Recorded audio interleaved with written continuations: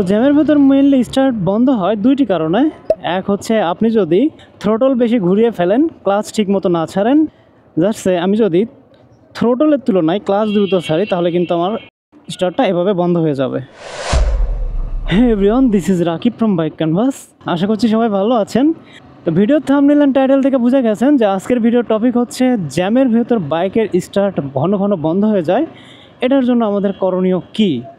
আমাদের মধ্যে অনেকেই আছেন, বিশেষ করে নতুন যারা বাইক চালানো শিখেছেন, তাদের অনেকেরই জ্যামের ভিতর বা যেখানে একটু মানুষজন বেশি, মানে থামানো অবস্থা থেকে বাইক স্টার্ট করা, এরকম জায়গায় অনেকেরই বাইকটা স্টার্ট অফ হয়ে যায়। তো আজকের ভিডিওতে আমি একটি ট্রিক্স শিখিয়ে দেবো আপনাদের, যাদের আসলে এ ধরনের বাইক স্টার্ট বন্ধ হয়ে যাওয়া জনিত প্রবলেম আছে। আশা করছি তাদের আর বাইকের স্টার্টটা অফ হবে না এই ট্রিক্সটা ফলো করলে। তো জ্যামের ভেতর মেইনলি স্টার্ট বন্ধ হয় দুইটি কারণে। এক হচ্ছে আপনি যদি থ্রোটল বেশি ঘুরিয়ে ফেলেন, ক্লাচ ঠিক মতো না ছাড়েন। আবার আরেকটা কারণ হতে পারে থ্রোটলের তুলনায় ক্লাচ অতি দ্রুত ছাড়ার কারণে। জাস্ট আমি যদি থ্রোটলের তুলনায় ক্লাচ দ্রুত ছাড়ি তাহলে কিন্তু আমার স্টার্টটা এভাবে বন্ধ হয়ে যাবে।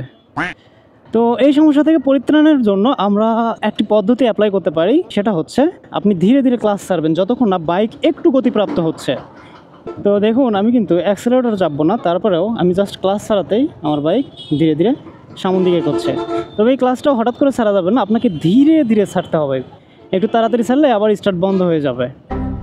ক্লাচ আমরা যখন ধীরে ধীরে ছাড়তেছি তখন কি হচ্ছে, ক্লাচটা ধীরে ধীরে বাইট করা শুরু করতেছে বা এঙ্গেজ হওয়া শুরু করতেছে গিয়ার বক্সের সাথে।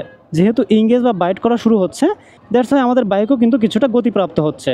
আর যখন এভাবে বাইক একটু গতিপ্রাপ্ত হবে তখন যদি আমরা জাস্ট ধীরে ধীরে যদি আমরা থ্রোটল দেই তাহলে কিন্তু আমাদের বাইকটা কখনোই স্টার্ট বন্ধ হবে না। এই যে আমি ধীরে ধীরে ক্লাচ ছাড়তেছি, বাইক গতিপ্রাপ্ত হয়েছে অ্যান্ড আমার বাইক কিন্তু ভালো স্পিডে চলতেছে। অ্যান্ড এখন যদি আমি থ্রোটল দেই তাহলে কিন্তু আমার বাইকটা গতিপ্রাপ্ত হচ্ছে ভালো মতো, অ্যান্ড আমার বাইকের কিন্তু স্টার্ট বন্ধ হওয়ার কোনো প্রবাবিলিটি তখন থাকে না। তো এইভাবে আপনারা ফাঁকা মাঠে বেশ কিছুদিন যদি ট্রাই করেন তাহলে এই বিষয়টা আপনাদের ভালোভাবে আয়ত্তে এসে যাবে। অ্যান্ড যখন আয়ত্তে এসে যাবে তখন এত কিছু আসলে ভাবতে হবে না যে আমি থ্রোটল দেওয়ার আগে কেন ক্লাচ ছাড়বো। তো ভিডিওটা মেইনলি নতুনদের জন্য, আর যারা পারেন তারা তো স্বাভাবিকভাবেই সব কিছু করবেন। আপনি জাস্ট কয়েকদিন প্র্যাকটিস করার পর আপনাকে আর এইভাবে ক্লাস ছেড়ে তারপর থ্রোটল দিতে হবে না। আপনার হাত অটোমেটিকলি সেটা প্রতিবর্ত ক্রিয়ার মতো হয়ে যাবে।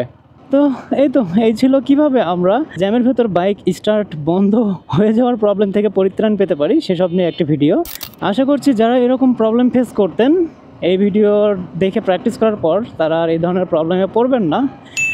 তাহলে দেখা হবে পরবর্তী কোনো ভিডিওতে। Till then stay tuned, be happy, আল্লাহ হাফিজ।